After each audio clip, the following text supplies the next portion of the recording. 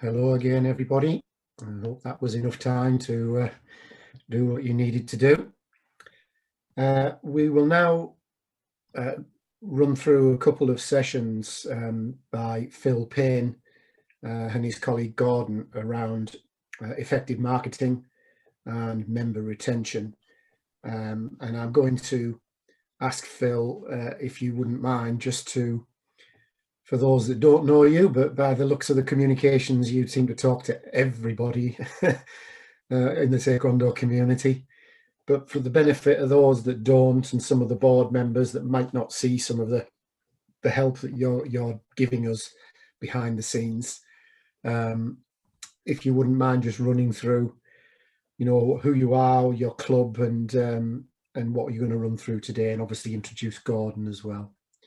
So, brilliant. Over to you. Like you said, I do tend to chat to a lot of people. Talking is good, as long as you get things done as well. I've been running my club since 1996, I think I first started. And then I started full-time in about 2008, as well as running I've got 2 full-time venues with about 430 members, I think, at the moment. Besides that, I tend to get involved in a lot of different stuff. Sort of my previous career was in IT, so I tend to get involved with the IT projects. And then my new role, obviously, is a coach and a club owner, if you like. I've done quite a lot of coach education stuff along the lines of coaching based in sport. So today we've got Gordon that's going to be doing a presentation for us on martial arts marketing in this case. Gordon's got a wider remit in terms of business. I first met him, I think it was 2017. He ran an event called MABX, which is where he got lots of different people from different backgrounds together that were all martial arts coaches or martial arts business owners as well, to try and help accelerate them from the position of running their clubs as a hobby to actually making a living from it and providing a living for other coaches as well.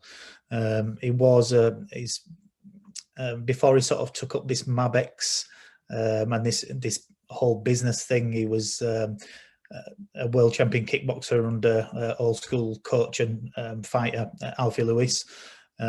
He's got now quite a huge venue based in Rugby, and he runs his martial arts club out of that, but at the same time as well, he does all his training and events there, because he's got a massive training suite in there now as well. He's most known for marketing as Gordon throughout all the different martial arts, but more so as well, sort of specialist in Facebook marketing. He was one of the first ones to really adapt Facebook and really leverage its power to get new students through the door and keep in touch with students as well. So I'm sure you'll appreciate Gordon's energy, and I'll pass you over to Gordon to go through the business mastery stuff. You have to unmute. You should be able to unmute now, Gordon. Am I in? Hi. Yep. Hey guys, how are you doing? I'm quite a high energy person. Welcome guys, really great to be here. Can everyone hear me okay? Just give me a little thumbs up, a little wave if you can hear me, if you're with me. I'm going to be speaking for about 45 minutes, I think, today about marketing. I'm really excited about sharing with you guys today. So a show of hands in here, who here finds marketing a bit of a pain? Like they really struggle in the marketing area of their business. Anybody? A few people? Okay. Awesome. Okay. So marketing is like probably the biggest element of your business. Now, let me tell you why that is first, before we go into the presentation. I'll share my screen in a minute. Is because marketing is like everyone loves, I'm going to get some participation for you guys as well. So the idea of absorb information is that you are absolutely engaged with it, not looking on your phones and looking at everything else, but really engaged with the information. The reason for that is because we learn better when we're having a bit of fun as well and we're engaged. Okay. So if I ask a question, put your hands up or thumbs down or whatever you want to do. It doesn't really matter. All I'm going to say first is the reason it's so important is I can pretty much guarantee you, if I ask you, raise your hands if you love teaching martial arts, like it's your big thing. Raise your hands nice and high if you just love martial arts. Some of you can't even bother to bring your arms up, but that's entirely up to you. Okay, so yeah, absolutely. Woo, woo, of course do. Absolutely, okay? We love martial arts. And actually, having helped hundreds and hundreds of martial arts school owners around the world now, and what I realized is you've got that bit sewn up. Like teaching martial arts is just like second nature. Half of it, most of you here could teach it with your eyes closed. You don't even need to do class plans. You know it that well. Here's the thing. Without marketing, you ain't got a school. Without marketing, you ain't got people coming through the door. Without marketing, you ain't got a team. You've got no one to teach. Marketing is the most important element of your business. And you need to fall in love with marketing because it allows you to do all the wonderful things that you get to do, which is change lives, inspire people, motivate them, change children's attitudes, all the wonderful things that martial arts brings. And, I've been involved in martial arts for 25 years. I absolutely love the arts. Changed my whole life completely. I'm autistic. I struggled when I was in school. And I had a real, I was severely bullied mentally and very physically all the way through secondary school. And I had a real tough time. Started martial arts when I was 16 and started kickboxing. And from there, I went on. I remember being in martial arts it was great, but I used to cry every time I used to go. Even at 17, 18, 19 years of age, I used to drive from my house going towards a dojo, and I used to drive back and forwards. And it took me, I used to have this thing in my mind where I was saying, no, you can't, yes, you can, no, you can't, yes, you can. I used to have that all the time. I used to cry every time I get hit. And it took me a long time to really, really develop myself through the arts. And in the end, I started competing. And it took me like 15 years of losing martial arts tournaments when I won my first world kickboxing title in Canada. And it was the day, I was in 2012. It was the day that I was reborn. I was born into this world, this energetic soul that you hear right now. It changed my whole life. It was the day that I was born into this world. And it was a catalyst of change for me in 2012. I went on to win 3 consecutive world titles from there. And along the way, I've built a martial arts business, consultancy business, which I now have the privilege of helping martial arts school owners around the world. Now, I'm going to do a quick screen share if I can, guys. Let me just do this so I can get in there. Let me know when you can see my slide deck. Hopefully you're all up there. It should be coming on in a minute. Can everyone see that? Give me a thumbs up. We all in? Okay, that's me with a strange hat on right there. Okay, so it sounds great, and I won world titles, but who I am is I'm a person who just loves to give and help human beings. That's who I am. And the reason is, about 12 years ago now, I was building my martial arts school and I was trying to do it all, and I was trying to be the marketer, I was trying to be the coach, the consultant, the trainer, everything. I was doing the cleaning. I was doing everything. I was taking orders. I was the main guy doing everything in my martial arts business. Who's there right now, or who've been there where you're doing everything, trying to make it all work and not doing a very good job of it? Well, that was me. And I remember waking up, looked at my wife and had to tell her that we'd lost our house. That was the worst time of my life. We had to get out of the house we built for 10 years, and we had to get out because I'd literally failed my martial arts, but I didn't know what I was doing. I was in debt up to my eyeballs. I went to the bank manager and I said, can you borrow me £200, please, to stop going over the overdraft? He looked at me and he laughed and he said, you'll be bankrupt in 2 months maximum. I walked out of there and I decided I was going to do something different. I looked for something different. I was drinking heavily. I was in a bit of a mess. I had paperwork everywhere. I was going to the bank every single day to put money in the bank. I was putting a couple of pounds in just so I wouldn't go out over the overdraft. I was drinking, like I said, I was really heavily into alcohol, and I was in a real mess. And I was about to lose my business as well. And I remember an email coming in about martial arts coaching. And I remember getting on the phone to this guy, and he said, I can help you. And I listening to what he was saying, I thought, yeah, I want to do this. I said, I'd love to be involved in that. He said, cool, awesome. It's £3,000 for 3 months. Now, bear in mind, me and my wife, we had £25 a week to live on for food, and we were eating pasta with tomato sauce, and we had a melted cheese on top, so it tasted nice, beans on toast. We were in a real mess, right? He said £3,000. I was like, no, I can't do that. But I had to change in my head. I had to do something different. And I literally come off the phone and I said, right, what can I do? So we sold some stuff in a house, and we borrowed a little bit of money off my in-laws and paid the £3,000. And he said to me, look, what do you want to do? I says, well, I want to earn £10,000 a month from a martial arts school. I said, I need to do something like that. If I want to do this full time, not earn, that was like turnover in the business. And he said, well, you're doing about £2,800 a month. We actually were negative what we were earning.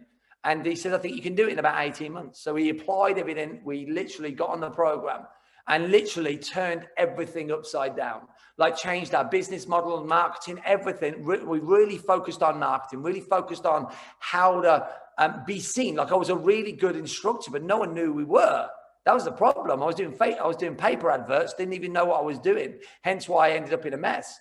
And we turned that martial arts school into a £10,000 a month business in 2.5 months.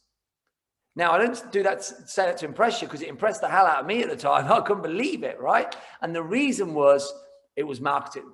And I went on from that point right there to build my martial arts school. We've got a 500-member school. We've got a 9,000 square foot facility. We're about to open multiple schools. We're going to open 10 locations, full-time locations in the next couple of years. And the reason I shared that is because what I realized was one thing. The only thing that I lacked was education. The only thing I lacked was education. It wasn't like the will and desire and motivation. I just didn't know how to do it. And one of the biggest things was marketing. And like I always say this, one thing that's really, really important. This was me. Who remembers this? You don't know where to go, and it's all over the place. And, you know, as we're going on this crazy journey, difficult roads often lead to beautiful destinations. And actually, if you are challenged in your business, if you have aspirations and goals, and I hope you all do, and you want to get to a different level, raise your hands if you want to get to a new level in your life, a new level in your business. Raise your hands if that's true for you. Like, absolutely. And you should always own that. It's so important. And you will if you educate yourself. It's all about education. I'm definitely not smart. I came out of school with nothing. I had F's in every single subject that I had. And I remember my teacher saying to me, you'll achieve nothing. And I'd love to show her some of the things that we've done since then. So that's me with Alfie Lewis. Anyone who knows who he is. Okay, this is where I am today. In martial arts, 25 years, won 3 kickboxing world titles, helped hundreds of martial arts school owners grow their schools. One of my biggest passions in life is helping wonderful people like yourselves, because you change people's lives. You make the difference. You create a ripple effect around this world, okay? I believe that the world needs change, and martial arts is absolutely the vehicle for that. I've got a podcast as well if you want to jump onto that. It's free. It's listened to in 32 countries around the world. I've written a #1 best-selling book, The Business of Martial Arts, which has been read all over the world now, which is unbelievable. And that's my 9,000 square foot facility. So that just gives you an idea of who I am and what I do. As part of that as well, I've got a consultancy business where I helped martial arts school owners all over the UK and now the world as well, which is super cool. At the end of this session, I'm going to give you a free gift. There's nothing, I don't want anything from you today. This is about just giving to you guys today. So we're going to talk about marketing. Here's the thing with marketing. It is the most important element of your business, and people don't give it the time and attention and love it deserves. And if you focus on marketing and you will focus on grabbing attention, and if you keep it simple, you will have more and more people that you can share the wonderful, the wonderful skills that martial arts brings, life skills, enhancement, positivity.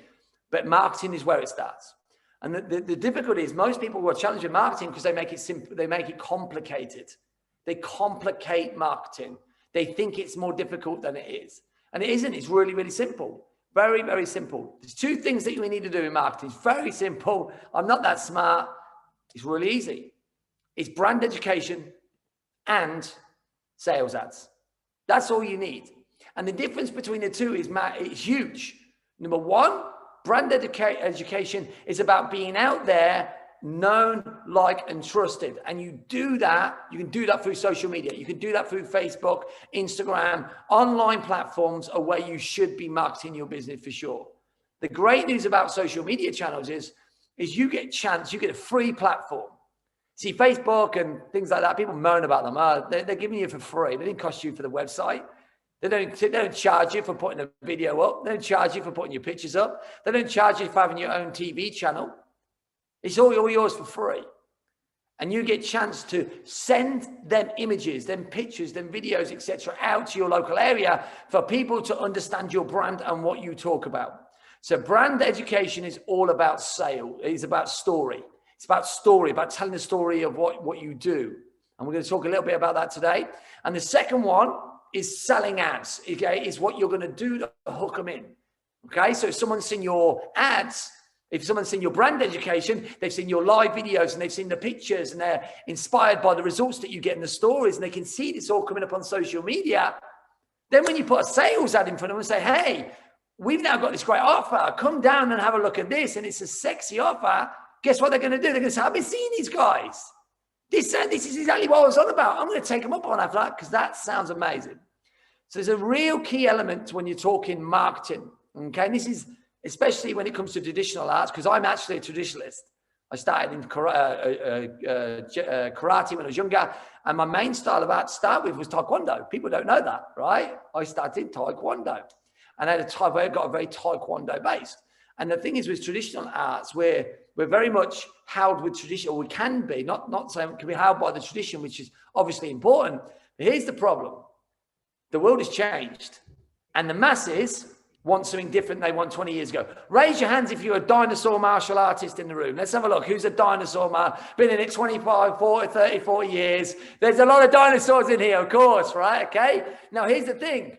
Like, so if you'd have seen me 10 years ago, I'd have been like, no, you've got to do it like this, man. You've got to sweep them and stamp on them. And you've got to treat them. You've got to train them like this, right? And it's like, that's how you do it. Yeah, but I don't care what they say. This is how it is. And now people go like, I ain't going there. I don't care, because it's a different world right now. It's different. They don't want it that way anymore. Although we love it that way, they don't want it. And this is the element to, I'm going to teach you how a business, I was taught this by a multi-millionaire business guy, absolutely world class, right? So I was in Amsterdam at a business event, taught this very simple this is what business is. Very simple. What do you want? Okay, cool. I'm going to go and get it, and I'm going to sell it to you. That's it. You don't need anything else. What do you want? Not what you want to give them. What do you want? Write that down. It's so important. Once you understand this, what does the person want? What does the people want? What do the mums want? What do the dads want? What do the kids want? You have to sell them what they want so you can help them with what they really need.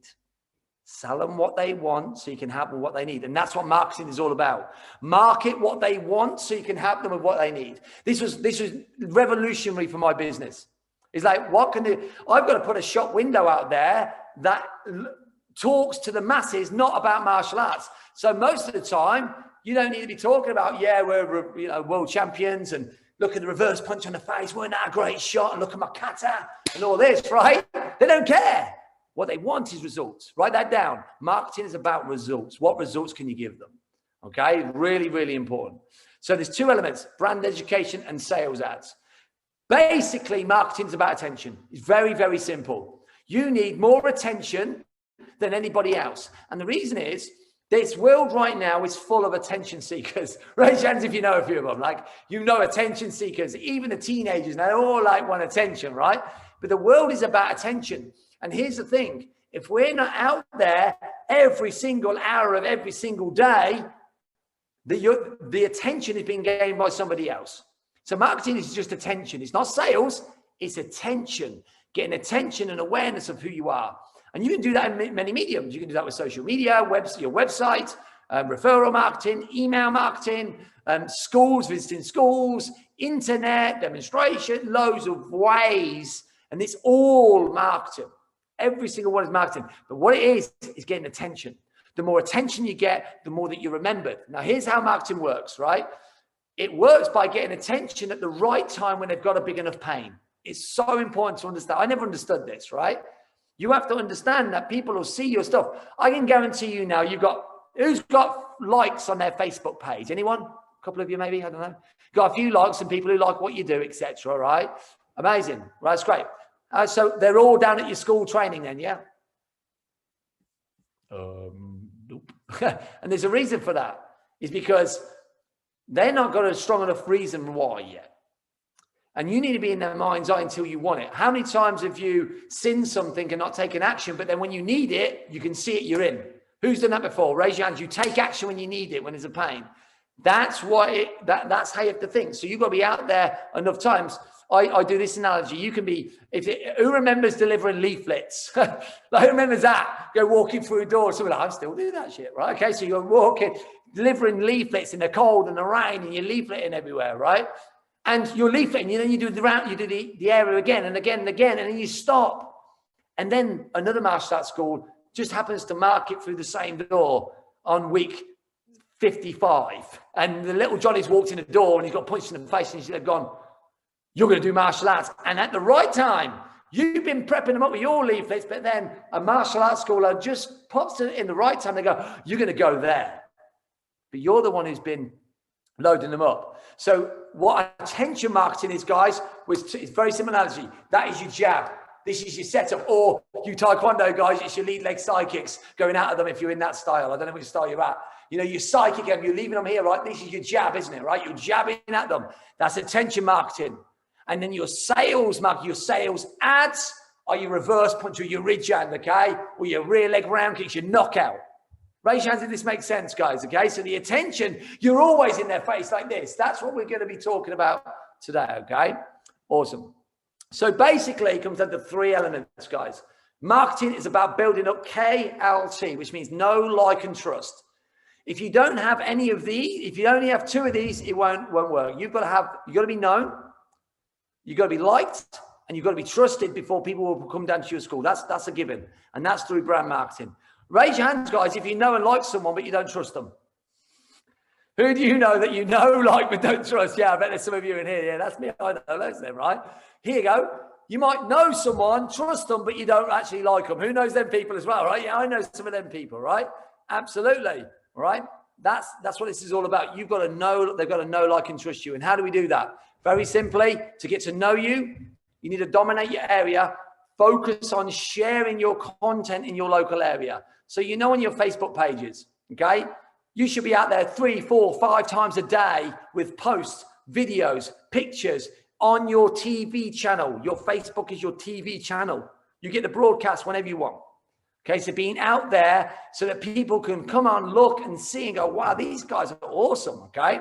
This is what I want. And this is not sales ads. This is about being seen and heard. Focus on community, get your logo and everything, and get on all the social media platforms.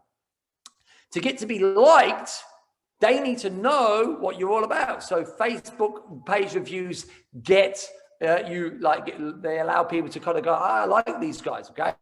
They're also raising money for charity through your Facebook pages and your business and brand, donating prizes. And the reason that is because you don't want to just be a school that's always selling. Like most businesses, they're so busy focused on the sales ad.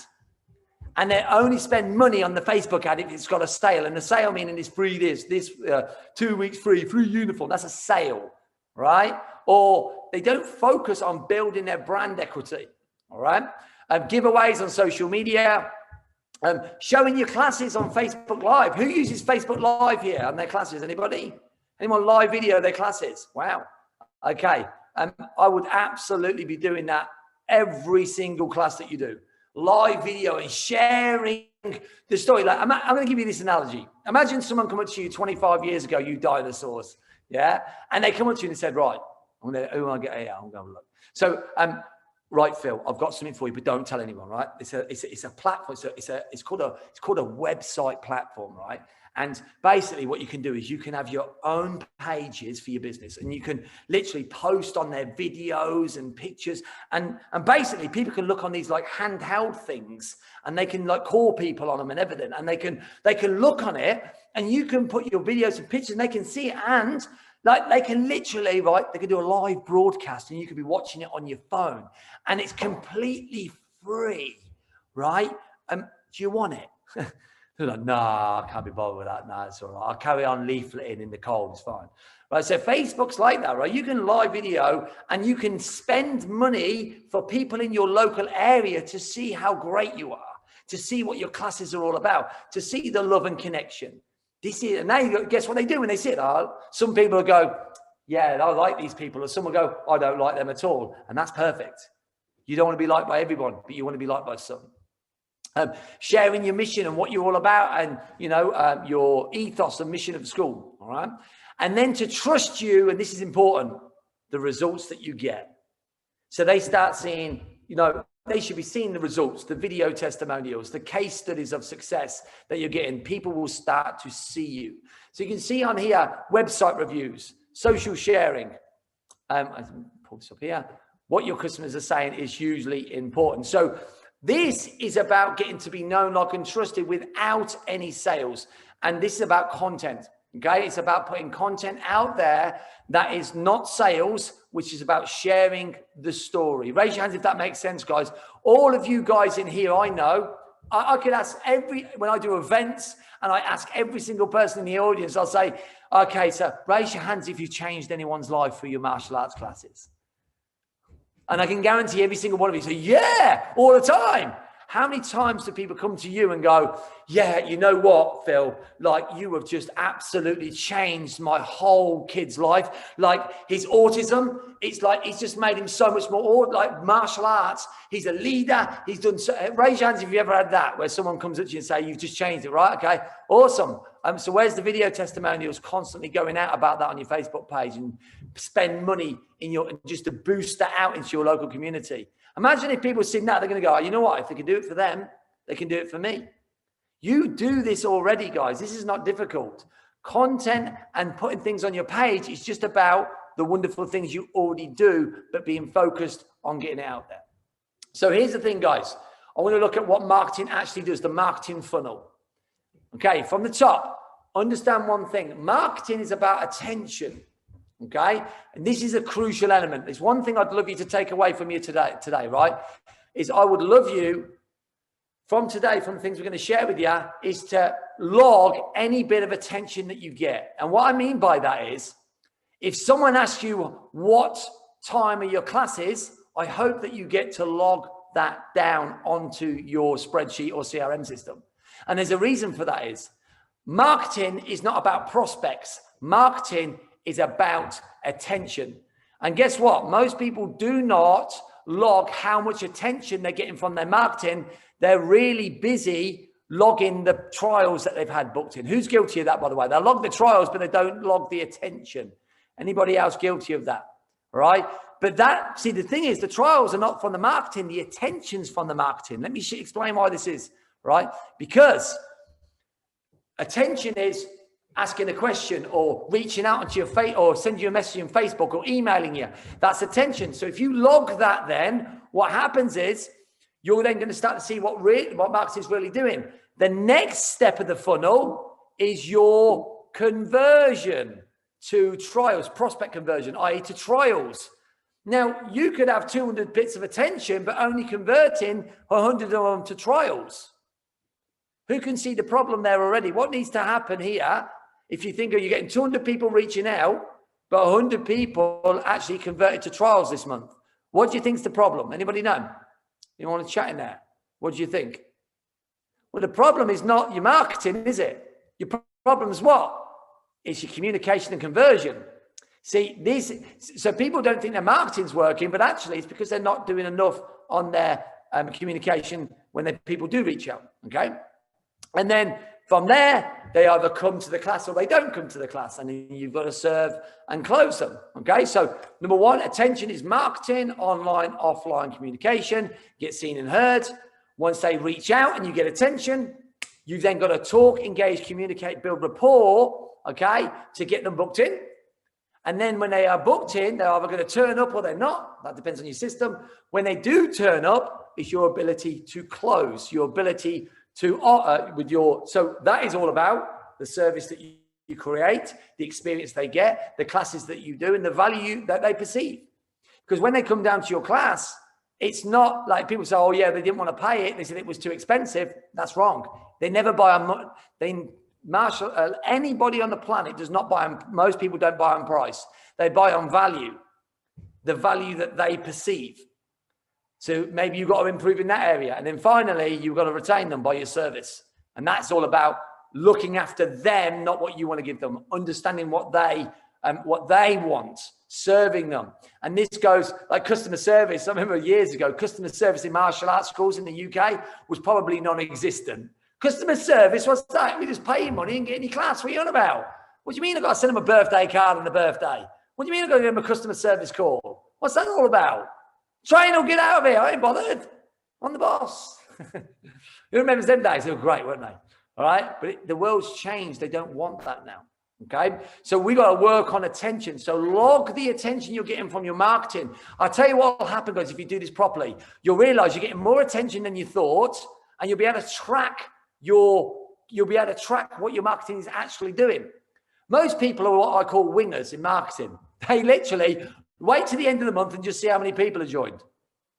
Anyone get with that one? There might be a few of you like, yeah, I swear that's me, isn't it? They wait to the end of the month. They're not actually going out there to really focus. So we'll focus on this. We'll go, right, we need to book in 100 trials every month. We're going to book in 5 trials every single day, which means we've got to get double the amount of attention every single day. Who gets this? That's how we do it, right? So we're tracking it. What targets are you setting yourself to get attention and then to convert into prospects? Okay, it's really, really important. So all your business starts at the top of the funnel, because if you're not getting attention, you're not getting trials booked. If you ain't getting trials booked, you've got no one coming down. Got no one coming down, you're closing your club. Because what I've learned along this journey and mentoring hundreds of school owners is people say, yeah, I'm really good on retention. Yeah, okay. No matter who I know, if they've been training for 20 years, if you do the maths, you work out, most of them leave. Raise your hands if you believe most people leave you. Come on, be honest. Most of them leave you. Yeah, they do. People leave. That's the reality. We don't want to admit it, but we don't have the stickability that we used to have. And that's because people's mindsets are different in 2020 than they were in 1980. Okay, whether you want to admit that or not, that's the truth. Like, it doesn't matter. You can be Bruce Lee with a gold-plated dojo. If the parent says you're not doing it, guess what? They ain't doing it. Well, it's all the same. Okay, free marketing. How do you get free marketing? Everyone likes free. I want free. Okay, right? Very simply. Okay. So first of all, have you got any lapsed members that have left your school? Anyone who's left your school in the last 24 years? No, in the last 12 months. Raise your hands if you've got people who left your school in the last 24 months, 20 or whatever, yeah? Great. What have you been doing to reach out to them? What have you been doing to reach out with a video message or email just to reconnect with them? We forget sometimes about the people who left, because the world's different now. Like, people pick up and put down. I don't know if it's the same in your area, but in my area, they seem to pick up, put down, then they'll come back, and then, etc. So reach out to them. This is free marketing. And trial no-shows. So, like, how many people follow up people who didn't show up at their trial? Awesome. Okay. And we follow up until they tell us to go away and never contact them again. That's what we do. Yeah, because we're not really worried about what they're going to say. And oh yeah, but we're going to upset them. They booked the trial and they didn't turn up, so we're going to phone them until they say, please never phone me again. You're doing my head in. Now, most people don't follow up enough. They follow up once or twice. Go, oh, yeah, they obviously don't want me. That's what we do, right? Because we have this fear around it. We're scared of upsetting people. But people need reminding. They're so busy. People have busy lives. Okay. Marketing for people who've inquired as well. And also, really important, so it's a great way as well on social media selling sites. So posting your ads or your content on sales sites, free groups is a really good way of doing this if you're consistent with it, okay? One of the biggest things with marketing is consistency, being consistent. Raise your hands if you're kind of inconsistent with marketing. You do a little bit, then you don't, you do a little bit more, then you're like, oh, actually, I need to market this school, this club here. Oh, now I might do that. Consistency in marketing is vital. Write that down. Write down. I market every day because I want to change people's lives. I'm marketing every day, every single day. All right. This one is brilliant as well. Free marketing, communication marketing. It's very simple. Raise your hands if you've got a phone. Now, communication marketing is very simple. You literally, I'm going to give you a few ideas here. Now people go, well, this ain't marketing, is it? Yeah, it is. It's exactly marketing. You could go into your phone literally right now and phone up your friends in your local area and say, hey, how are you doing? It's great. Awesome. How could you possibly help me? Who do you know in your circle of friends whose kid is really struggling with confidence at the moment since lockdown? Raise your hands if you feel that they might say, oh, I know loads of them. And you go, that's amazing. What's their names? That's the question. Communication marketing is free. You ask your friends, family, just ask them, when you help me, I want to help more children. I want to help people since lockdown. Who do you know in your circle of friends who's overweight and needs to get fit? Who do you know? Awesome. What's their name? I'd like to offer them a free. See, that's communication marketing, right? So getting on the phone, you can phone up your members and say, hey, raise your hands if you've got any members that love you. Just wondering if you've got anyone, you know, the ones who'll buy everything you do, they just love you, right? Get on the phone to them tomorrow and say, hey, how could you possibly help me? We want to really grow this school right now. So who do you know who is really struggling at the moment because of lockdown? Awesome. I'd love to offer them a 2-week free class. Like, how can we get in contact with them? What can we do? That's called communication marketing, right? And guess what? Most people don't do the simple things in marketing because they feel it's too difficult. It's like, I'm scared of the phone. What if they say no? If I pick the phone up, or they're an introvert, which I get, right? If you can't do it, find someone who will. Communication now, guys, is vital. When you can write this down, the more you connect with people, the more you connect, the more you collect. Write that down. The more you connect, the more you collect. Marketing is not just about doing a Facebook ad or a leaflet. It's about connection, my friends. The more, and you go up a pecking order. So a lot of people, they'll respond from their marketing with texting because it's easy, or a Facebook message or an email, right? Get on the phone.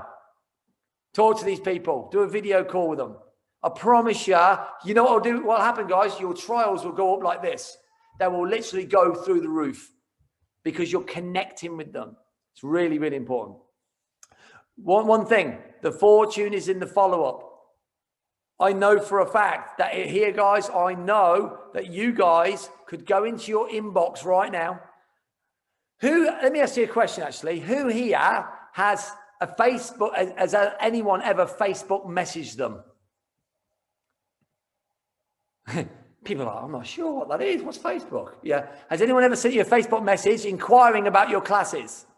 Right? Or an email, right? Here's a great tip for you, okay? Really, this is so simple. And then you've got back to them and they've ignored you. Has anyone ever had that?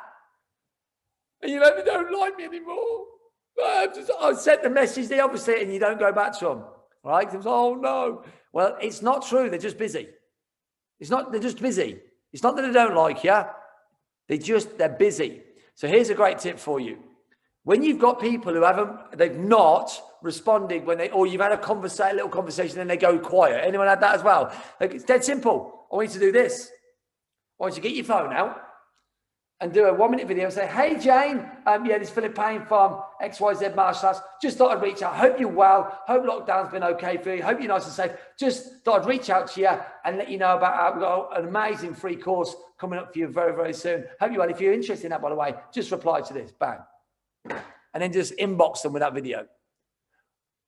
I would love to know. Raise your hands if you think that would take it up a notch from just replying by a text. Anybody? Absolutely. You've got to, like when you're marketing, you've got to take it to the next level. You've got to have more connection. Okay. The amount of people that I know that get people response to their ads or emails or inquire on websites, and you follow up once and then that's it. You've got to follow up 5, 6, 7, 8, 9, 10 times. Like people don't react straight away. Okay. The more you follow up, the more you get. So we talked about content very simply. Okay. Here's some content ideas on your Facebook page. Number one. Okay. Number one thing to remember, if you've got a Facebook page, the people who like your page don't see your content. They don't see your content. Facebook is by far the best platform to build a martial arts school on. You know why? because we build it on there every single day, every single week. And I've taught loads of martial arts schools to do this. It's where everyone sits. 2.5 billion people on Facebook. And it's the best ad platform bar none. None. Nothing can beat it. Okay, nothing. But you have to have the content on there to educate people and warm them up. So people don't see your content unless they've been engaged with your page enough. That's when they'll see it for free. So you might have to do what we call paid marketing, paid content. And what that means is if you've got a live video, put a little bit of money on it for people to see it in your local area. If you've got a result of someone losing weight, put a bit of money on it for people to see it in your local area. No sales, just for people to see how great you are. Pictures, videos, get out there. So basically you dominate the area, but you're not spamming because you're not selling. Who gets that? You're not spamming when you're not selling. And it's impossible to spam on Facebook. You're not spamming if you're not selling. This is about education, educating them. So the story each day in your classes, as we've said, testimonials, I would screenshot this, live videos every day, action images, showing the fun and what you're all about, success stories, and praise and rewards. Many people want to be part of something that's praise and rewards. Remember we said at the beginning, give them what they want so you can help them with what they really need. Well, sometimes in your marketing, you've got to make it so fluffy, they believe they can do it. And then you can teach them what they need to learn later. But if you show them things where someone's got, you know, bloody nose or, yeah, kick in the face, and they've got, you know, I see, I'm not saying this is you, by the way, but a lot of Taekwondo schools, they're shown with a reverse punch in the nose, like, and he's like, people are like, I ain't doing that, no way, right? Not a chance, right? Or they've got the sparring gear, is the best one, the sparring gear one. They're showing someone in a competition, and everyone's going, yeah, that's great, I ain't going there, no way. Because the masses, most people do not want to get punched in the face. They'll learn to get punched in the face as they go through. I want to make this very, very clear. We have a very, very tough black belt that we like. You can't get a black belt at our school unless it's 25-hour grading. It's ridiculous. It is full on, really tough. That's why we don't have loads of black belts. It's very tough. We have a level that we want to keep to. So will you do, guys? Absolutely, right? So it's not about selling out. It's a myth that you sell out and can't, you know, it's an absolute myth.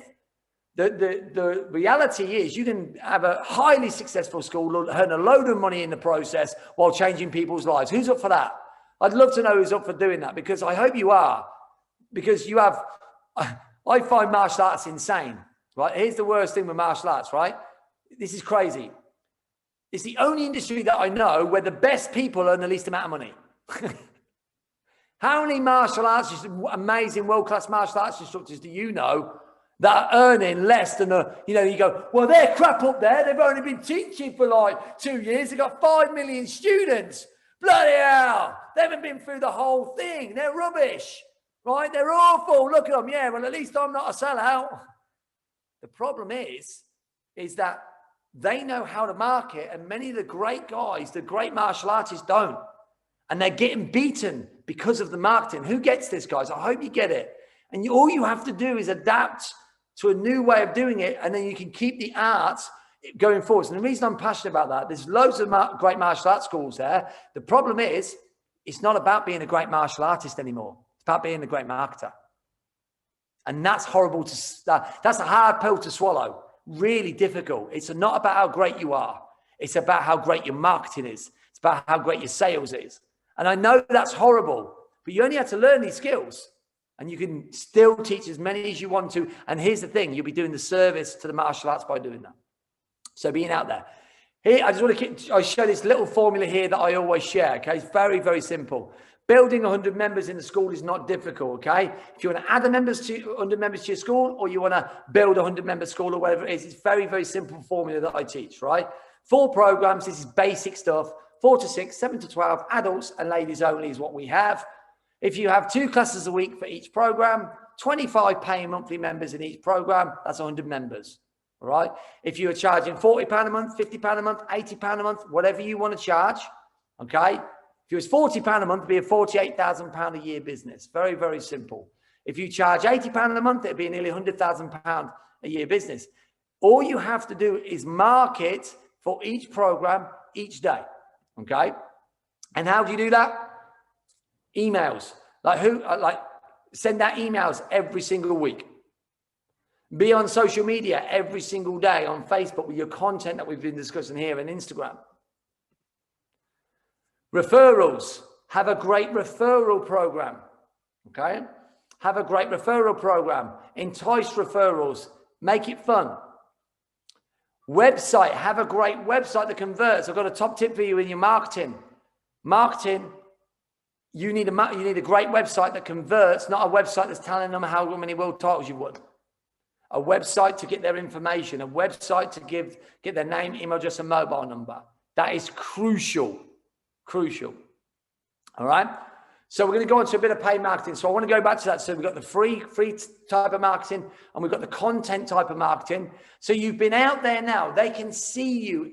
I always recommend that you do 3 to 5 posts a day on each page, and then you boost one of them posts every single day, every day, into your local demographic area in like a 5-mile radius every day. And if you do that consistently every day for 30 days, here's what's going to happen to you guys. You're going to start getting inboxes. Here, I've tested this. You're going to get inboxes on Facebook, and all of a sudden you're going to start getting inquiries on your website. And you're like, where do these website inquiries come from? And it's like, yeah, okay. It's because you've been putting your content out there and you've been paying for people to see that. You know, a boost means £5 a day, £10 a day for people to see your stuff in your area. And all of a sudden you start to get more website inquiries. You start getting more inboxes on your Facebook Messenger. Okay. And you start booking more people in. Okay. Who'd like to get more people booked into their school? I hope you would. Damn right. You want to change more people's lives. So, and here's what happens as well. Once you're doing that regularly, every single day, you will dominate your area on Facebook. Dominate it. People will be like, all I keep seeing is these guys. But because you're not selling, here's a top tip. Never put any call to action on the bottom. Just do it as like a normal post. Don't put contact us here, free class here, here's our mobile. Just do it as a Facebook post, just sharing what your school is about. It works so well. The only sales ad you do is the sales ad, is like paid marketing, okay? So boosting is paid, but it's more about educating your area. Paid marketing is more like ad creation, okay? Here's the first thing. When you want to spend money on marketing, you need to know how much is a student worth to you. And there's a reason for this. Without knowing how much a student is worth to you, you won't spend the right amount of money necessary to acquire a new member.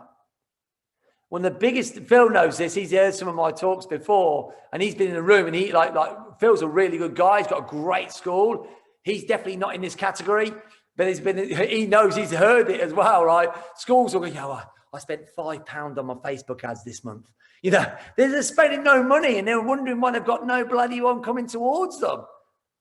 But imagine this, imagine that you understood how much they're worth to you. I believe a student is worth between, depending on what you charge, between 500 to 1,000, I should say, sorry, 500 to £1,000 a year. When you take in their monthly fees, their gradings, the equipment sales, they're worth between £500 to £1,000 a year, depending on what you charge. So every time someone comes down from your marketing and joins, if they stay for the year, they're worth £500 to £1,000 a year to you. So the question is, how much are you willing to spend to acquire a new member? You see, this is a game changer. This changed my whole perception. This is the one thing that I literally flipped the martial arts industry upside down and got them to spend. I think I was definitely the innovator of that with Facebook, with martial arts schools. And I got them spending more money. And what happened was they were learning how to do this correctly. I'll quickly show you that in a minute, right? But they were spending more money, getting more attraction, and they were getting more bookings, etc. And they were just exploding. I've taken school owners from 88 members to over 1,000 members. I've turned one guy from 55 to 430 members, okay, using Facebook ads. That's what I'm doing, what I'm teaching you here. I'm not asking you to do anything that I don't do. We put in 55 members the month before lockdown using Facebook ads. It's not difficult, but we're out there doing the same things. Guess what we're doing? We've got content out there every single day, and we boost a post every single day into our local community. We are the #1 school in our local area, not because we're the best, because we're the most well-known. Who gets that? That's all it is. Doesn't mean we're the best. No, everyone's the best. People talk about the best martial arts school. We're all the best. We're bloody brilliant. We're awesome. You've got to be the best at marketing. It's important. So when you're marketing, this is what you need to work on, the Payne's model. You need to understand the pain, the problem. Take a screenshot of this, guys. What problems do you solve for your clients, your customers, your students? What keeps them awake at night? So little John is getting punched and bullied. That keeps them awake at night. You've got to understand who you're targeting. What issues? What are the symptoms of the issues? What annoys or frustrates them? And what do they struggle with? Write that out and think in the mind of your customer when you're marketing, not in your mind. Not in your mind. This was a game changer for me and game changer for school owners around the country when you start to think about your customer and what they want. And here's what I want to give you here. Always go with one pain point. One pain point.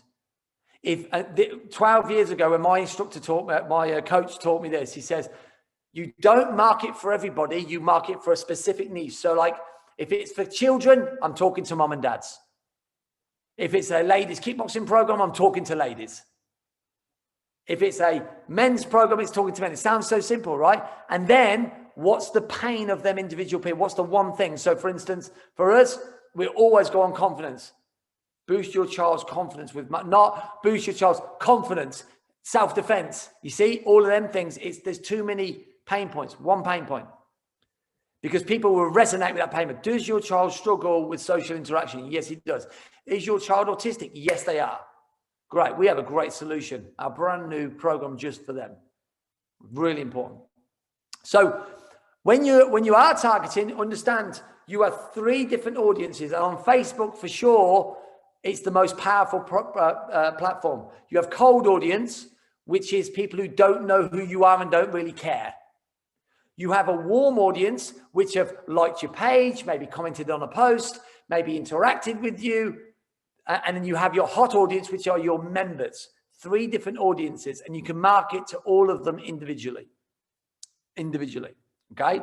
And the way that we do that on Facebook, in the ad stuff, is we use something called engagement ads. And engagement ads are very simple. You can create an ad on Facebook, through the ads manager, and you want them to, one primary conversion is to get them engaged, which means to get them to comment, to get them to like, to get them engaged, to get them to socially interact.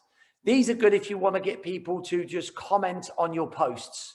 Very good for social proofing. Lead ads. These basically create you leads to call. Now I've got a stipulation here. Don't do lead ads if you can't be bothered to phone people. If you don't like the phone, because if you do lead ads correctly, you will get a team, you'll get a stream of people inquiring about your programs, but they'll give you their number.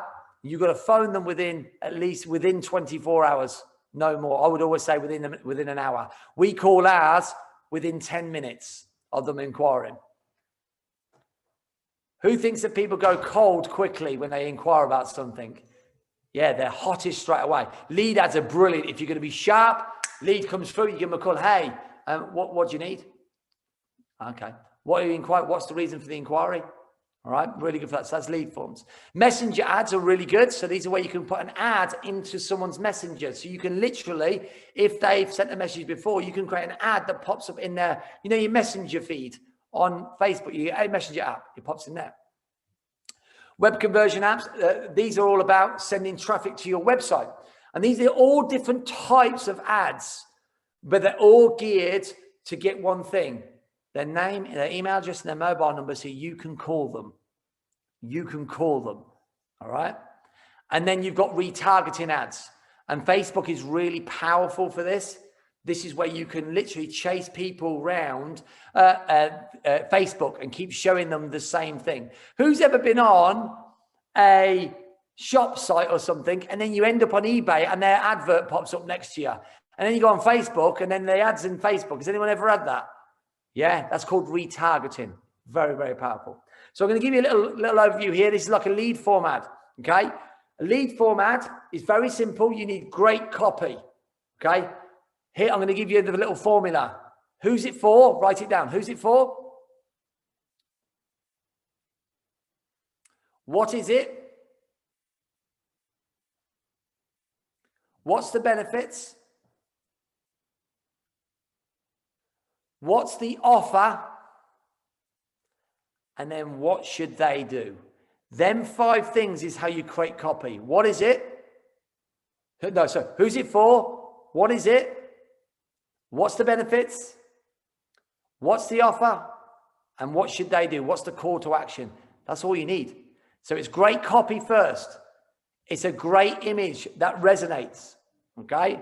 It must resonate with the, let me give you an example. If you're going to do a ladies class, right? You want an image that looks like the type of person that you want to target. Really important. Your image is so important. Your offer needs to be really, really enticing, and you need to have a great sales process on lead forms. You need to be able to phone them up. If you have great copy, great image, great offer, and you target it, for instance, if this is a ladies ad, to ladies, you will get inquiries. Then your job is to phone them and say, how many places would you like? Very, very simple, right? That's how marketing works. So we call these discussing offers. Now, when you want to do paid ads, we call these how to get people to take action. We call this go fishing, okay? What gets people, not you, the masses understand offers. They've been seeing your content on Facebook and Instagram, and they know about you, and it's great. But then, they're thinking about it. I mean, I can guarantee you now, you've had people come down to your school who join. They say, yeah, I was thinking about it for about 18 months. Raise your hands if you've ever had that. People say, I've been thinking about it for a while. Yeah, of course they have. That's happening. You've got people who've been looking at your school for ages, guys. But the offer will get them over the line. It will get them to take action. So we want to create offers that are really, really enticing. So I'm going to give you some ideas here, like 4-week course, martial arts course, $9.95. 4 classes for £4. 2-for-1 offers. Okay, these are just some ideas. Martial arts for £1, right? And this is just for them to come in and try. Yeah, free first class, free uniform, and all of these things. This is your sales ad, not your content ad. And if you do that, you'll get people inquiring for sure. Okay. So you must have a great offer to get them to take action. Okay. This is pretty simple stuff, right? So marketing essentials, how to get people to take action. Number 1, you've got to create fear of missing out. So limit the numbers that you have for that offer. You must create scarcity and time scale. You must have a time scale of when it's going to finish. And you must have hype built around this. Get excited about the launch of what you're doing, okay? If in your copy, it's like, yeah, well, you can come down when you want to. Like, people just like, nah. It's like, boom, yeah, launching brand new ladies kickboxing course starting on the 22nd of January 2000. We're going to have you with this. 20 spaces, normally worth £200. First 20, $49.99. See, simple. That's what we call sales ads. Okay. So your daily plan is to boost something every day for £10 a day for your content. Focus on your numbers. Focus on your conversions. Really, really important. So focus on like tracking your attention, tracking your conversions. Okay.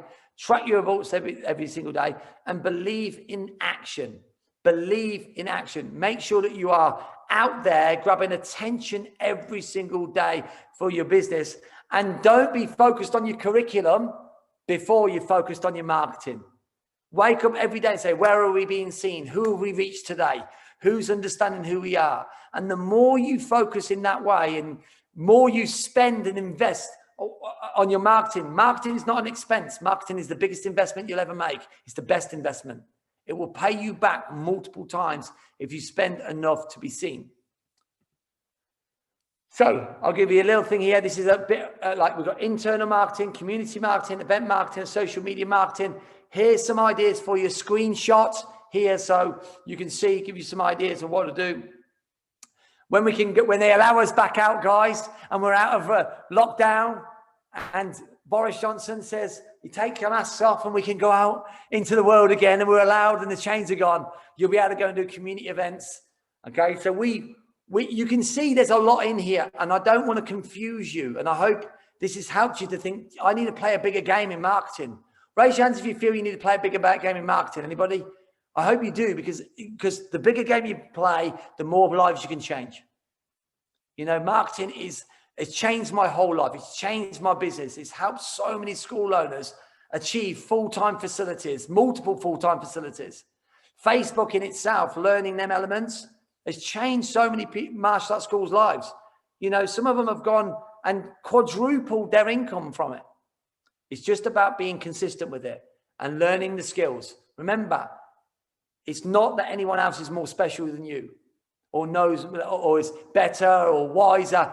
It's just that they've educated themselves in marketing. They focus on marketing, okay? Because I know for one thing for sure, you already changed people's lives. The question is, how many people's lives do you want to change? Marketing will help you connect with more. So my free gift is my book. I'm going to give you, everyone who's on here today, I'm going to give you my free book. It's called The Business of Martial Arts.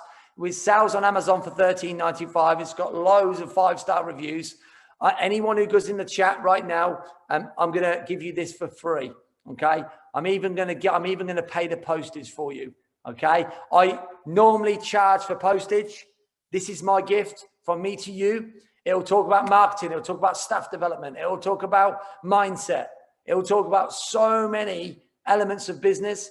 And it's been the catalyst for change for many school owners. And it's my gift from me to you to help you go through lockdown and smash 2021 apart. But here's my thing. All I ask is that if you get it like free, it was worth nothing. Please, I want you to cherish this and read it. Just do me a favor. Don't ask for the book if you're not going to read it. At least do me the honor that you're going to read it and you're going to absorb it and you're going to study it. That's all I ask. Is that fair enough, guys? Okay. So if you do want that, if you're interested in that I will literally ship it for free. Reach out. And I would say I don't know your addresses, so I don't know how we're going to do this. Just you, Phill, would you? I don't know how we could do this. You know these guys a lot more than me. If they say that they want it, we can probably sort something out through BT where there's just a two-way communication with BT and the coaches, and then from there, it can be sent out to them. Then what I'll do is I'll send them a little web page, got no shipping on it. It'll just get your addresses in there. You have to type in your addresses, guys. Just send it to them guys only, okay? It's special just for you guys. All right, don't be sending it to one very generous, Gordon. Send out for free. Definitely, I'm Gordon Burcham. It's been a pleasure to have spent some time with you, and I wish you all the success in the world. Thank you very much. Thanks, Gordon. Right, guys. If you've got any questions, just throw them in the chat. Gordon might be able to hang around for 5-10 minutes if he's got a chance to answer them now. And if not, then we can probably pass them on and get some answers off him later. And if your head's not exploded, then I will move on to, now you know all about how to get new members. Then I'll have a brief chat now on how to keep those members. Thank you very much, Gordon. Shall unpin that and then pin my own. Thanks, Gordon. My pleasure. All right. Okay, guys. I shall share my presentation. Share screen. PowerPoint. Share. Oh no, it's telling me they have to grant system access. 1 second, guys, while I sort this out.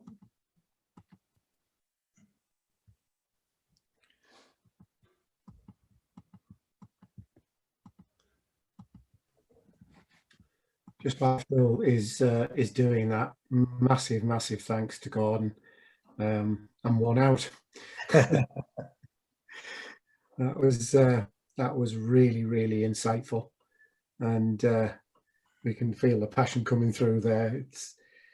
It's one of those areas, isn't it, where, as Gordon's saying, you just spend all your time in your class, you do your thing in the small bubble, bemoaning the fact that not many members, etc. But if you haven't been converted by that, then I don't know what can get you to to take action. Obviously, quite a lot of you are running clubs on a voluntary basis, but the ones that have full-time dojangs, there's so much in there that resonates, makes so much sense. So get Gordon's book, absolutely, and hopefully your school goes absolutely through the roof when we can get back to full-time training. Right, I should be good to go now. It's a good job I do techie stuff. All right, okay, guys. Can you all see that okay? Is that good? Okay, so I'm going to hit this fairly quickly. Okay, so I've done the introduction bit already. My name's Phill Payne. I've been with BT for quite a while. We've currently got 2 full-time venues. They usually run at about 500 members combined. But as things stand, I think we're at about 430 or something like that. Okay, so we're about to look at retention, and what we're going to talk about first is attrition. So attrition is, if you like, your dropout. Now, normally with physical businesses like ours or gyms, it tends to be measured on a monthly basis. Retention, obviously, is the opposite of attrition and is also measured in a sort of percentage basis. Now, growing your club is simple. Gordon's give you some ammunition to get hundreds of people through the door, and what I want to help you with now is how to retain these members. Okay, so that's the simple formula that you're looking at: get people through the door and then retain them, basically. Deliver a service that's going to enable you to retain them. Now, what tends to happen is that everybody tends to, over time, get to a position where they've got the same amount of people coming through the door as they have going out the back door. So you hit this sort of threshold, and for us, it's about 250 to 300 members per venue. We've always been around that ever since the sort of first 2 years, and that's for now about 10 years. And to change that and to grow past that plateau, you've either got to change your marketing, so you get more people in the funnel, like Gordon highlighted, or you've got to change your retention and retain more people. Okay, now to change your retention, you're looking at improving your product, if you like, and your service. Now, you will sometimes hear instructors bragging that they get 50 people, 50 new students a month through the door. But what tends to happen at that point is that they stay in the same venue indefinitely. And when that happens, you know that something's wrong. If they were getting 50 members a week, 50 members a month through the door, and they're not changing the venue every 2 years, then you know they must be going straight out the back door. Okay, for that equilibrium that we just mentioned. Now, one of the biggest benefits of having good retention is that you don't need to spend quite as much time marketing, unless you're looking to grow, of course. At that point, if you're looking to grow, you need to be both investing in your marketing to get people through the door, and also as well, you need to be investing in your product and refining your service so that you're keeping them too. Okay. Oops. That's the retention basics. So straight on, you'll probably recognize this scenario where you're throwing loads of people in the bucket, in the top of the bucket, and then they're leaving out the back door. So similar to what we talked about with the front door and the back door, you can have a mass amount of people coming through the front door and then obviously leaking out the back door. And it's the same with this. You're frantically trying to fill up the bucket while it's leaking out the bottom. Now, one of the things you've got to consider is that you are not going to necessarily know that you've got this problem unless you track your figures. So Gordon, obviously, there's quite a lot of terminology in what Gordon was talking about in terms of KPIs and things like that.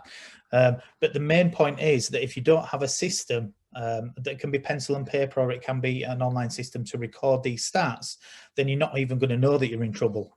Okay, so it's important that you have a system to record the number of people coming in, the number of people that you get down to a session and trial a session, and then the number of people that they sign up from there. And this is, you know, Gordon's funnel, if you like, that you saw earlier. Now, like I mentioned, you can do it with pen and paper, and I've done it that way in the past a long time ago. But ever since that point, I've used what Gordon called a CRM, so customer relationship management piece of software that's normally online. Now, you can pick these up usually between £10 and £200 a month, depending what you're going to go for. So there's some right at the bottom, like Dojo Expert, that I usually recommend because it's fairly cheap and accessible, and all the way up to there's a popular one in the US called Spark, which is a fully functional CRM with everything that you ever need. But it's about £200 per month, and if you've got multiple venues, that adds up fairly quickly. Now, one of the reasons to have a system like this is so that you can look back at your historic data. Now, I did this at the Leeds venue. I've done this twice now. So what I did was I looked at the last 50 members that we've lost to see if I could come up with any commonalities between them. And what I found was that out of the last 50 people, 47 of them, I think it was, were trained. No, in this case, the first time that I did it, it was 49 of them were training once a week. And the one that was left was someone that we actually asked to take a bit of a break, a teenager, so they could sort out their attitude a little bit. And since then, we've had them back and they've been fine.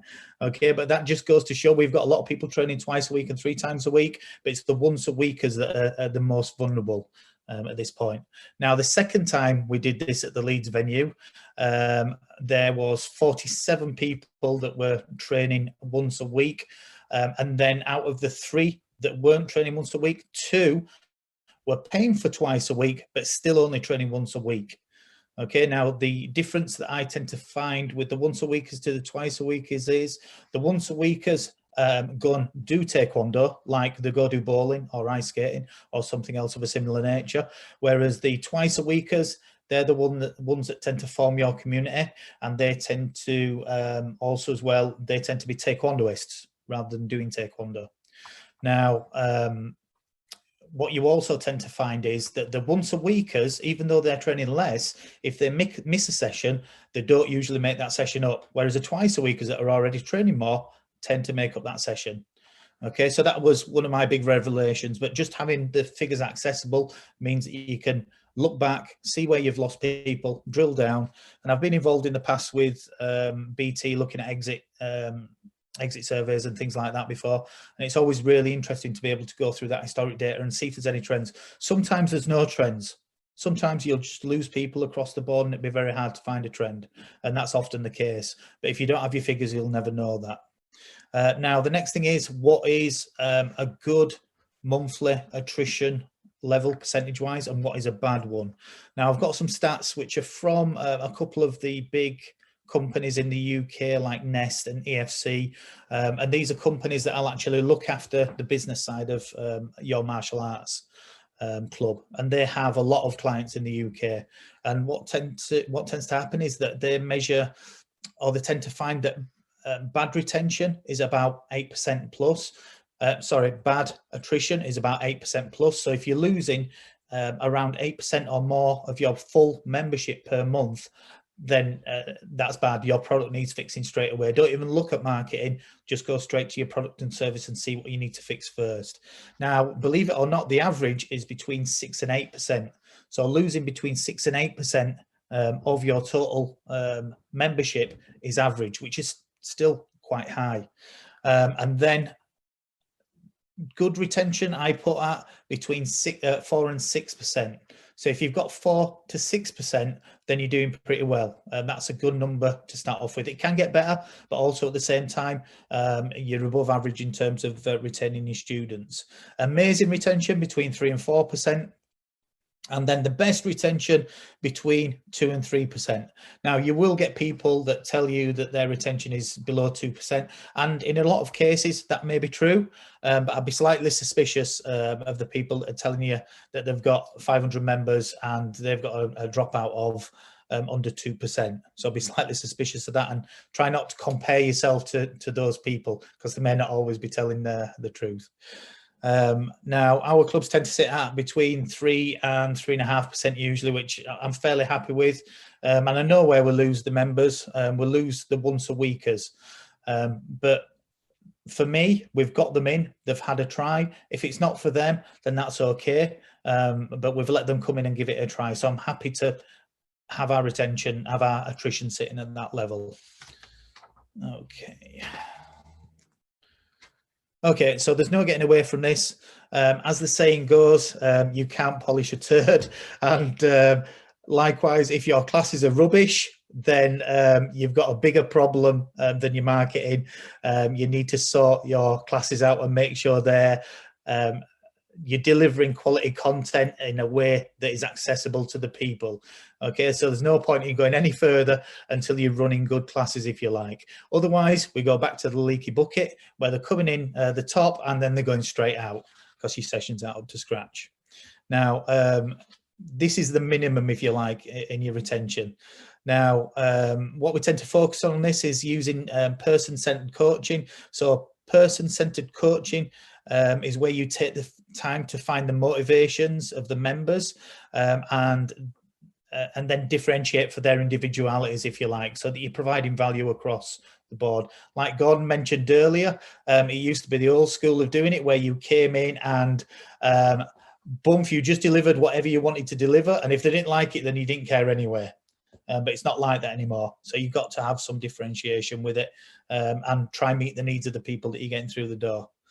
It's not as difficult as it sounds, but you just need to ask the new people as they come through the door what they're actually wanting to achieve from joining your classes. Okay, quick overview of intrinsic and extrinsic motivation. That's quite important.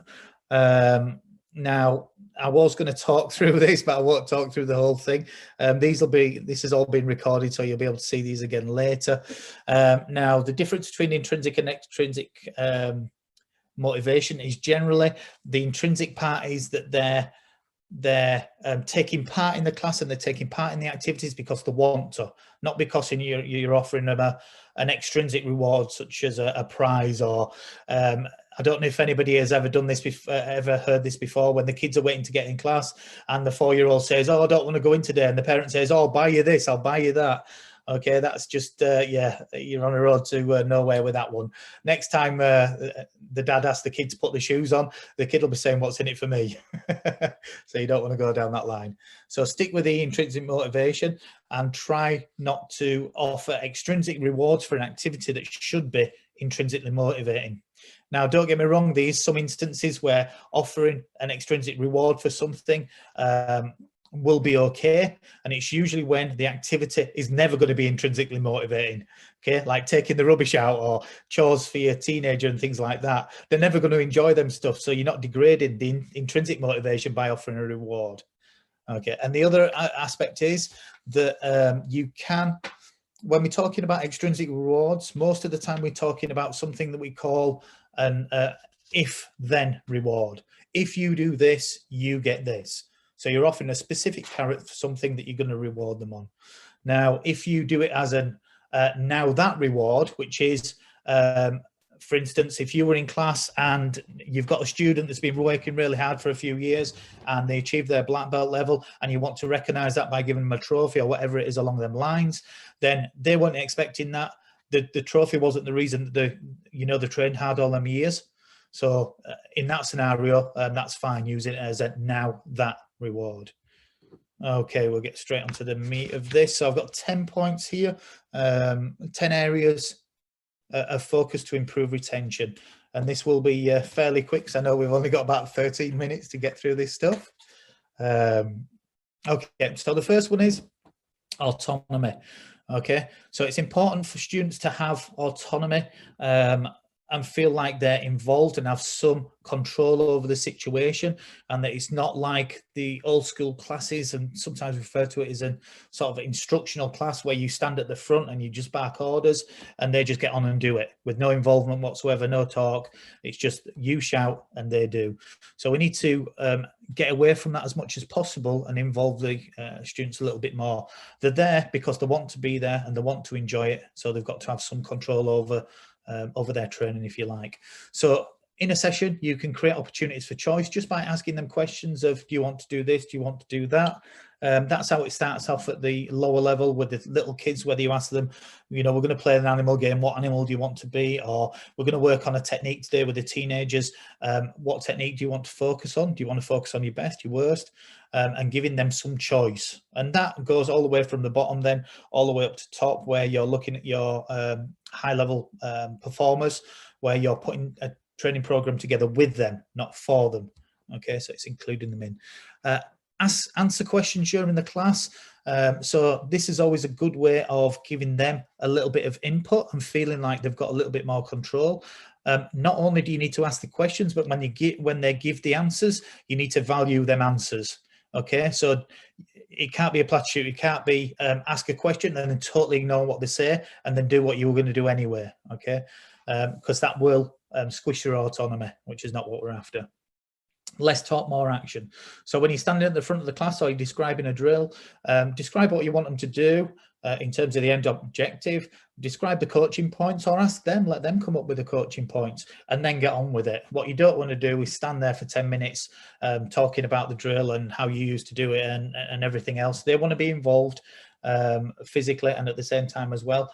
They want to get to the part of the class where they have a little bit of control. Create an environment where they're able to make mistakes and even encourage them to have a go at different techniques and different areas of development, if you like.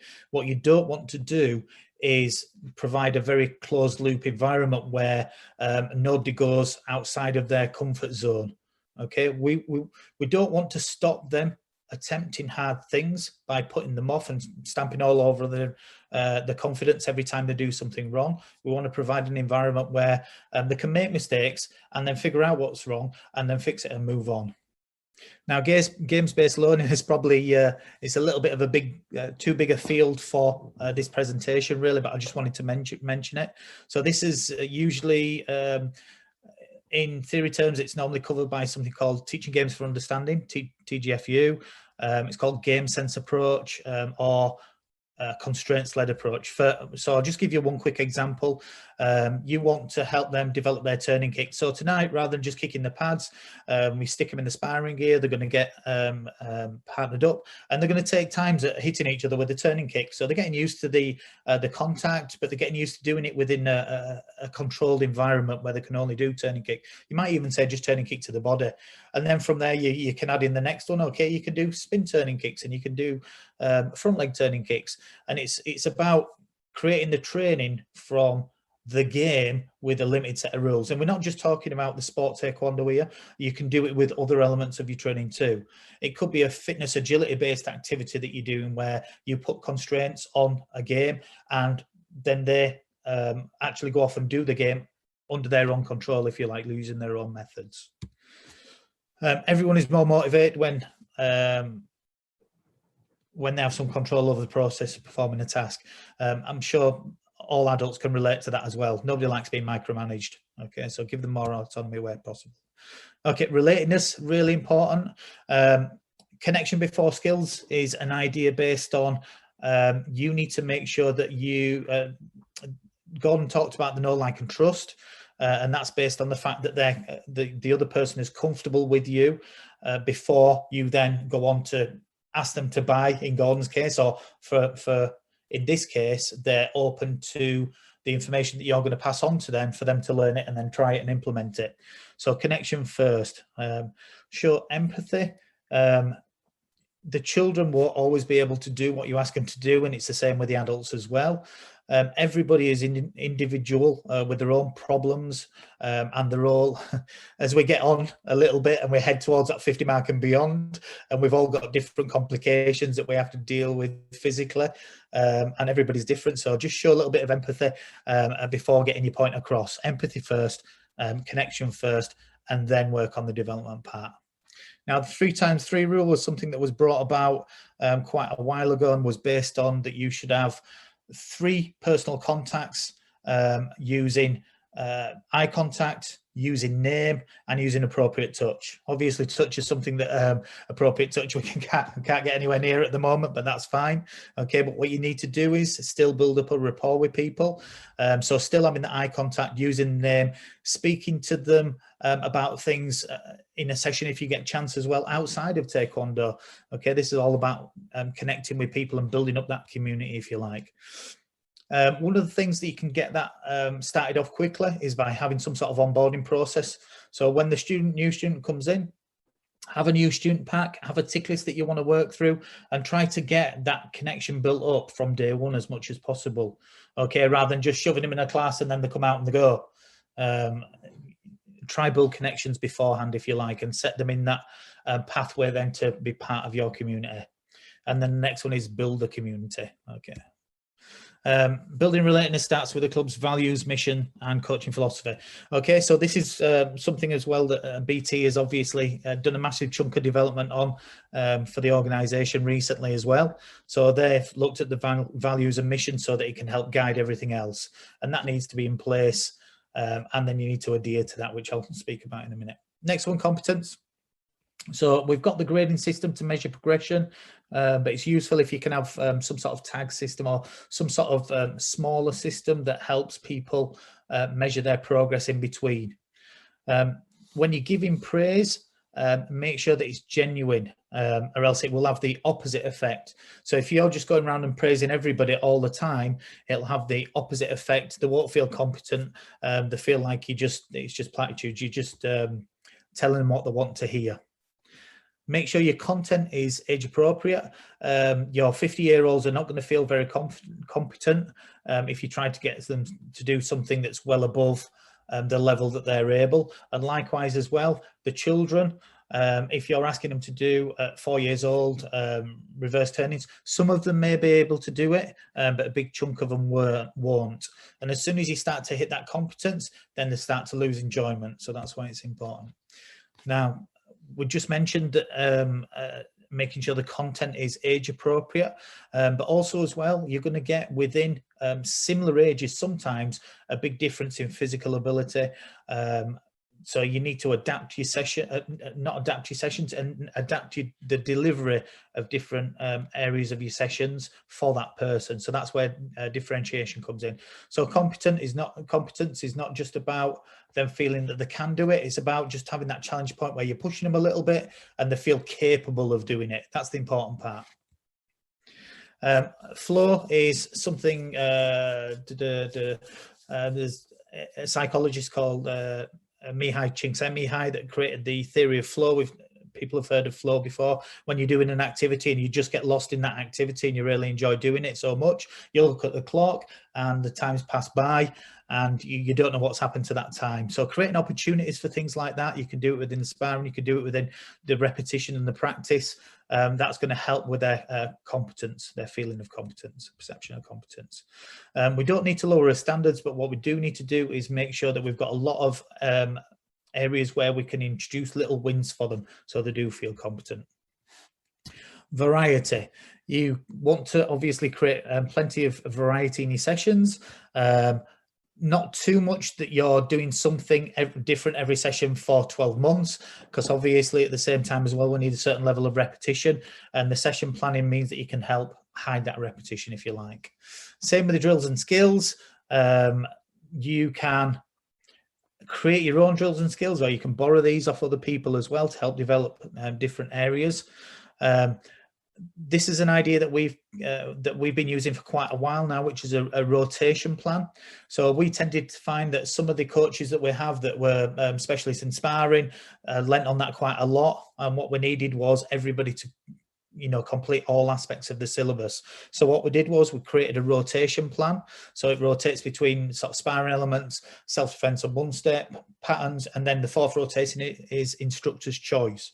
So they get an element of input and a level of autonomy. So autonomy and these things are not just important for the students, but for the instructors as well. But what it created for the students was an element of variety. Share ideas with other coaches. I'm sure BT in the years to come will be putting together forums where people can share ideas. not many drills and different ways of performing exercise are unique. Okay, a lot of the time they've been borrowed, begged, stealed, borrowed from other people and then adapted for your own uses. Okay, and that's great. That's great. That's how it should be. So sharing ideas with other coaches is really valuable. I find it really valuable. CPD courses. So there's if you're looking at the kids stuff, I think it was 2011, something like that, a multi-skills based qualification. I think it was a level 2 or something like that for the kids. But there's other opportunities out there for you to do other CPD courses, if you like, where you're going to be able to pick up new ways of doing things, even if it's only on the basics. And then these new ways of doing things will add more variety. Okay, you can be competent in any activity, enjoy spending time with people in the class, yet still be bored of the content. So this is basically saying that you can do everything right that we've talked about so far, but if you don't have the element of variety, the students can still be bored and still drop off. Okay, purpose. It's on this. Okay, so purpose. This one here, this 3 worlds continuum, is something that I got to learn about in uni probably about 6-7 years ago, and it was a great way of looking at the motivation of people coming into the class. So the PPW is train participation for personal well-being. So these are the people that are coming in, and this is the majority. It's everybody to start with, but it's often the majority overall as well. They're participating for personal well-being. They're just training because they enjoy it. They enjoy the camaraderie, and they enjoy the connection with other people, and they enjoy the activity as well. But they've got no aspirations to be, the next Jay Jones. And then in the middle, you've got PRE, which is the personal referenced excellence. And PRE is talking about people that want to be better than they were yesterday. Okay, and that's the belt system. That's the belt system. And then ERE is excellence referenced elite referenced excellence. So this is where the people at the top are competing against other people nationally or internationally, if you like, but they're comparing against others. So you've got your training for participation for personal well-being, which they're not comparing against anybody. They're just enjoying the time in the class and the training. And then the PRE, where they're wanting to be better than they were yesterday. And then the elite guys that are looking to be best that they can and comparing themselves against the other. So this is a really useful tool. It's just I wanted it in terms of the purpose part. Okay, now we want to also as well make sure we get the parents on board. And once they're on board, then they can act as a conduit for other people to come into the club as well. So to do that, we need great communication skills. I know many clubs, mine included, have suffered from poor communication skills in the past in terms of communicating with parents. It's important that you build that up and have that there. Communicate with as many different methods as you can. Be attentive, so try not to fob the parents off. Make sure you're creating that platform where you're accessible. Set clear parental expectations, so you can use your code of conduct for parents for this. Discuss student progress. So one of the things that you'll see at gymnastics is the parents drop the kids off, the kids come out and they never see a coach. We're in a position, hopefully, where we can talk to the parents afterwards and make sure we're giving them little progress reports, not just of the student, but of the club as well. Pre-frame the parents for that "I don't want to train today" line that the kids will give out at some point. So that's all about when you first do an intro and you get them in the class and you sign them up, you're speaking to the parents and say, and the child as well. At some point, your child is going to say this. And what I want you to do is just bring them to the class anyway. And when you bring them to class, most of the time they'll join in. But if they don't, then you've done all you can. Okay, building the training habit. This is really important. You want regular class bookings if possible, so they're not just turning up at all different times. If you've got these regular class bookings, they're more likely to build this training habit. If they miss a class, get in touch with them. Okay, if you get in touch with them, then you'll be able to get back in to make up that class if possible, because what you want is that constant training habit to build up, so they're more likely to stay for longer. Make sure you give them options in terms of classes. It's very hard if you've only got a few classes a week to give them too many options. But as you grow, if you want to take on more classes, then that gives them more options. So if they miss a class, there's more opportunity to make up. If you're running the class anyway, you're nothing out. They'll see it as great value. And at the same time as well, you're building that training habit so there's less chance of losing them. What we've tended to find is right at the beginning, people were paying as they go. When people pay by monthly payments by direct debit, they tend to train a lot more consistently. Now, they can cancel the direct debit whenever they want. They can even do a direct debit indemnity claim if they really needed to. So they've got a lot more protection than just paying cash, but it makes them regular trainers. Share your passion, okay? When you're teaching, especially the kids, you get out what you put in, okay? Like you've just seen Gordon today putting the passion over, you feel that and it moves you to take action, hopefully. Develop your coaching philosophy so your students understand what you're about, and they can share your passion then as well. When you put your suit on, forget about what you've done the previous day, all the worries that you've got, put a smile on your face, get in front of the students and do the best that you can. It's about being professional as this aspect, okay? But also as well, it's contagious. Not only is it contagious to the students, but when the students are motivated, it's contagious back to you as well, and you'll end up feeling a lot happy with yourself that you did that. Make sure you've got a passion for coaching as well as performing. We all started off as students, but everybody on this call now is a coach as well. You need a passion for the coaching part and the helping people too. We are the facilitator as coaches. We're not telling them exactly what to do. We're providing a world for them to take part in and take the bits that they enjoy and practice that. This little quote at the bottom is just highlighting the fact that well, it'll come on to the next slide. Basically, the children will follow what you do rather than what you say. And this is what comes on to being congruent. So choose your position in the market and then put everything else behind that. If you're high level, a high ticket item and you're charging £120 a month or something like that, everything has to be behind that.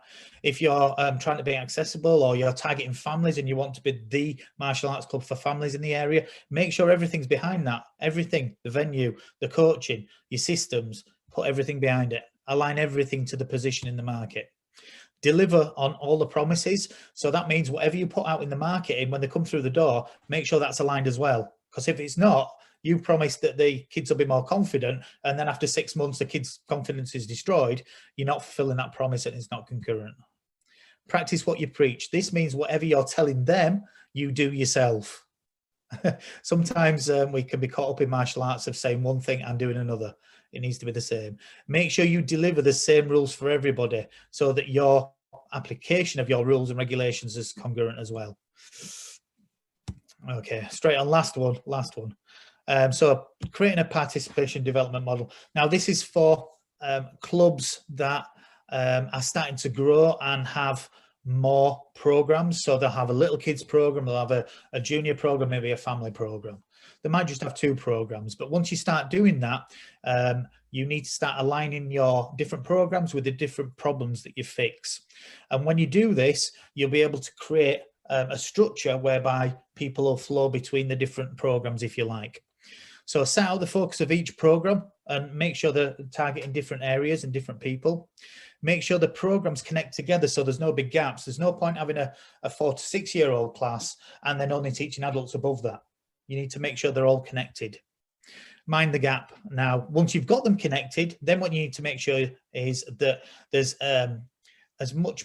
you put a little bit of time into connecting the programs together so that we don't drop out during that pass over from your junior, your little kids program into your juniors program or whatever it is. Invest as soon as you've got a model that works. Like for us, all our marketing, we only market really about 3 to 4 times a year, so we don't spend too much time on the marketing. And the reason for this is that we just keep filling it up at the bottom. They come in at the dragon stage, if you like, or a tyke stage, and then they flow up the system then. So we don't have to do much marketing, we just have to fill it up at the bottom. And this model should be the roadmap for your club and organisation. If they do leave, part on good terms. They may come back, they'll bring the children or grandchildren. They may still recommend you to friends. We've had somebody that left our club for various reasons and went to another club, and we still got referrals from that person that was training at another club. So make sure you part on good terms. Okay, I'm done. Well, I know you absolutely rattled through that one. I know. Well, it was meant to be 45 minutes and it ended up being a lot less. Well, Gordon, isn't it? He's, Yeah, Gordon takes over the world. yeah, he drained all the oxygen out of that one. So yeah, no, if you could just stop sharing your screen, because we're going to have to wrap this up Go for it. pretty quickly. Eamon, I'll just stop making Phill the co-host, and Eamon, do you want to just wrap up? If I can find you on my list.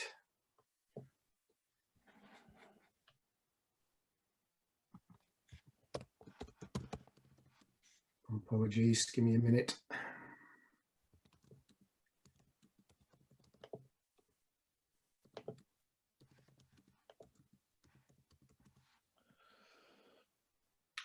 So you should be able to unmute now, Eamon. Thanks, Ian. Really good. Well, what a full day. I'm not going to rattle through everybody who spoke today, because that will take far too long with the time we've got, but really, really grateful for everybody's input, including our volunteers and our own staff. But a particularly thanks at the end there to Gordon and Phill. Both of your enthusiasms and your passion is contagious. I can feel it going through the room. You've given us some practical tips. You've given us actions. It absolutely supports our emerging strategy, the work you're talking about. You hopefully have inspired people to pick up the mantle and start to develop. What I'm hearing throughout both of your conversations is really an emphasis on good business management and good invention and good use of all of the tools available to you. I know that you've done this free of charge to us, which is fantastic. And I really appreciate it, as do I'm sure all of the board members and everybody who's been on this call.